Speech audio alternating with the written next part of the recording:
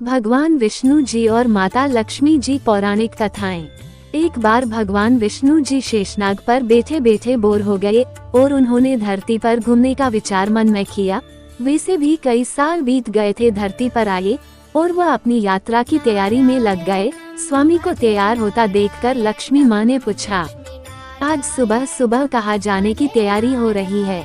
विष्णु जी ने कहा, हे लक्ष्मी, मैं धरती लोक पर घूमने जा रहा हूँ। तो कुछ सोचकर लक्ष्मी माँ ने कहा, हे देव, क्या मैं भी आपके साथ चल सकती हूँ? भगवान विष्णु ने 2 पल सोचा, फिर कहा, एक शर्त पर। तुम मेरे साथ चल सकती हो। तुम धरती पर पहुंचकर उत्तर दिशा की ओर बिल्कुल मत देखना। इसके साथ ही माता लक्ष्मी ने हाँ कह के अपनी मनवा ली। और सुबह सुबह माँ लक्ष्मी और भगवान विष्णु धरती पर पहुंच गए। अभी सूर्य देवता निकल रहे थे। रात बरसात होकर हटी थी। चारों ओर हरियाली ही हरियाली थी। उस समय चारों ओर बहुत शांति थी और धरती बहुत ही सुंदर दिख रही थी।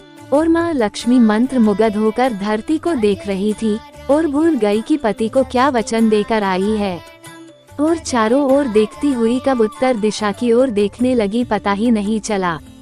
उत्तर दिशा में माँ लक्ष्मी को एक बहुत ही सुंदर बगीचा नजर आया और उस तरफ से भीनी भीनी खुशबू आ रही थी और बहुत ही सुंदर सुंदर फूल खिले थे। यह एक फूलों का खेत था और माँ लक्ष्मी बिना सोचे समझे उस खेत में गई और एक सुंदर सा फूल तोड़ लाई। लेकिन ये क्या, जब माँ लक्ष्मी भगवान विष्णु के पास वापस आई तो भगवान विष्णु की आंखों में आंसू थे और भगवान विष्णु ने माँ लक्ष्मी को कहा कि कभी भी किसी से बिना पूछे उसका कुछ भी नहीं लेना चाहिए और साथ ही अपना वचन भी याद दिलाया।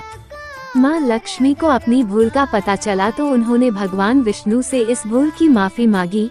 तो भगवान विष्णु ने कहा कि जो तुमने जो भूल की है उसकी सजा तो तुम्हें जरूर मिलेगी। जिस माली के खेत से तुम नए बिना पूछे फूल तोड़ा है, यह एक प्रकार की चोरी है। इसलिए अब तुम 3 साल तक माली के घर नौकर बनकर रह। उसके बाद मैं तुम्हें बैकुंठ में वापस बुलाऊंगा। माँ लक्ष्मी ने चुपचाप सर झुकाकर हाँ कर दी। आजकल की लक्ष्मी थोड़े थी और माँ लक्ष्मी एक गरीब औरत का रूप धारण करके उस खेत के मालिक के घर गई। घर क्या, एक झोपड़ा था और मालिक का नाम माधव था। माधव की बीबी, 2 बेटे और 3 बेटियां थी। सभी उस छोटे से खेत में काम करके किसी तरह से गुजारा करते थे। माँ लक्ष्मी जब एक साधारण और गरीब औरत बनकर जब माधव के झोपड़े पर गई तो माधव ने पूछा, बहन तुम कौन हो और इस समय तुम्हें क्या चाहिए? तब माँ लक्ष्मी ने कहा, मैं एक गरीब औरत हूँ, मेरी देखभाल करने वाला कोई नहीं। मैंने कई दिनों से खाना भी नहीं खाया, मुझे कोई भी काम दे, साथ में मैं तुम्हारे घर का काम भी कर दिया करूँगी। बस मुझे अपने घर में एक कोने में आसरा दे दो। माधव बहुत ही अच्छे दिल का मालिक था। उसे दया आ गई, लेकिन उसने कहा, बहन मैं तो बहुत ही गरीब हूँ। मेरी कमाई से मेरे घर का खर्च मुश्किल से चलता है। लेकिन अगर मेरी 3 की जगह 4 बेटियां होती तो भी मैंने गुजारा करना था। अगर तुम मेरी बेटी बनकर जैसा रुखा सुखा हम खाते हैं उसमें खुश रह सकती हो तो बेटी अंदर आ जाओ। माधव ने माँ लक्ष्मी को अपने झोपड़े में शरण दे दी और माँ लक्ष्मी 3 साल उस माधव के घर पर नौकरानी बनकर रही। जिस दिन माँ लक्ष्मी माधव के घर आई थी उससे दूसरे दिन ही माधव को इतनी आमदनी हुई फूलों से कि शाम को एक गाय खरीद ली। फिर धीरे धीरे माधव ने काफी जमीन खरीद ली और सब ने अच्छे अच्छे कपड़े भी बनवा लिए और फिर एक बड़ा पक्का घर भी बनवा लिया। बेटियों और बीबी ने गहने भी बनवा लिए और अब मकान भी बहुत बड़ा बनवा लिया था। माधव हमेशा सोचता था कि मुझे ये सब इस महिला के आने के बाद मिला है। इस बेटी के रूप में मेरी किस्मत आ गई है मेरी। और अब 2-5 साल बीत गए थे, लेकिन माँ लक्ष्मी अब भी घर में और खेत में काम करती थी।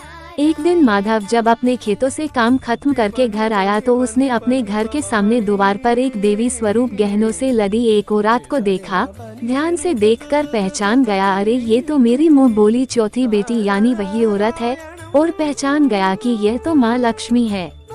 अब तक माधव का पूरा परिवार बाहर आ गया था और सब हैरान होकर माँ लक्ष्मी को देख रहे थे।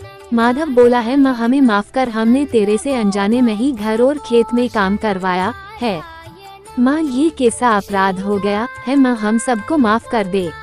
अब माँ लक्ष्मी मुस्कुराए और बोली है, माधव तुम बहुत ही अच्छे और दयालु व्यक्ति हो। तुमने मुझे अपनी बेटी की तरह से रखा अपने परिवार के सदस्य की तरह से। इसके बदले में तुम्हें वरदान देती हूँ कि तुम्हारे पास कभी भी खुशियों की और धन की कमी नहीं रहेगी।